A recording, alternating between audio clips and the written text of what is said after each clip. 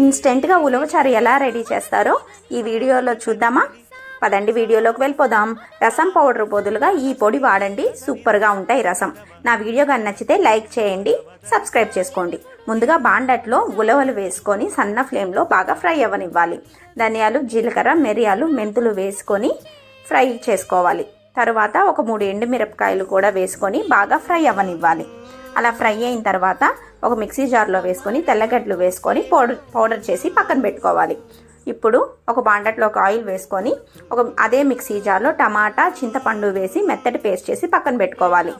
ఆయిల్లో ఆవాలు వేసుకొని మనం పొడి చేసి పెట్టుకున్న ఉలవల పొడి కూడా వేసుకొని బాగా ఫ్రై అయిన తర్వాత చింతపండు, టమాటా రసాన్ని వేసేసుకోవాలి.